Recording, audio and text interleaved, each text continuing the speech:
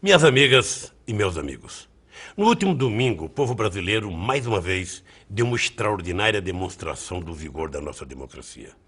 Mais de 106 milhões de eleitores foram às urnas e, num ambiente de tranquilidade e entendimento, mas também de paixão e entusiasmo, promoveram uma grandiosa festa democrática em todo o Brasil. Estamos todos de parabéns. Como presidente da República, quero dividir com vocês o meu sentimento. Estou muito orgulhoso do nosso povo e do nosso país. Quero dar também os parabéns à Justiça Eleitoral, que dirigiu com equilíbrio e competência a disputa. Hora depois de encerrar o pleito, graças ao sistema eletrônico de votação e apuração, já conhecíamos os resultados.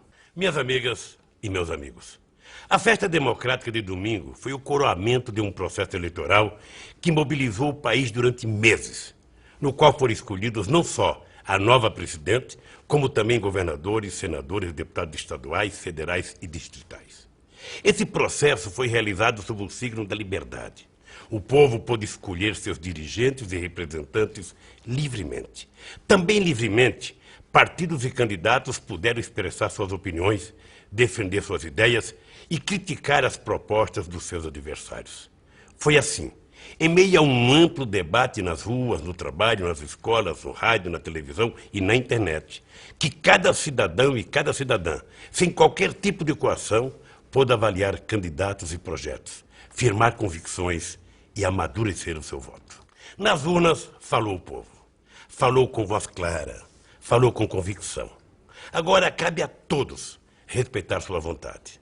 Os escolhidos para governar devem ter a liberdade para organizar suas equipes e colocar em prática suas propostas, de modo a honrar os compromissos assumidos com a sociedade.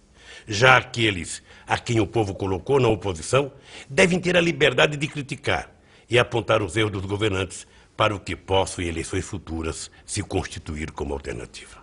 Passadas as eleições, quando é compreensível que o calor da disputa gere confrontos mais duros, é importante que governo e oposição, sem abrir mão de suas opiniões, respeitem-se mutuamente, divirjam de forma madura e civilizada.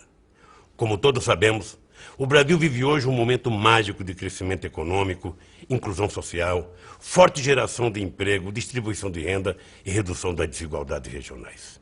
Estou convencido de que nos próximos anos o Brasil poderá consolidar-se como uma terra de oportunidades e de prosperidade, transformando-se numa nação desenvolvida.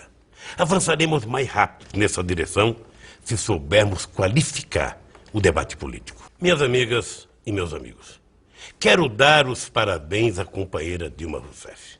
Para mim, primeiro trabalhador eleito presidente da República, será motivo de grande satisfação transmitir a faixa presidencial no próximo dia 1º de janeiro a primeira mulher eleita presidente da República. Tenho perfeita consciência do imenso simbolismo desse ato. Ele proclamará ao mundo inteiro e a nós mesmos que somos um país com instituições consolidadas, capazes de absorver mudanças e progressos. E que somos também um país que aprendeu a duras penas que não há preconceito, por mais forte que seja, que não possa ser vencido e superado pela tenacidade do povo. Simbolicamente, estaremos proclamando ainda que ninguém é melhor do que ninguém.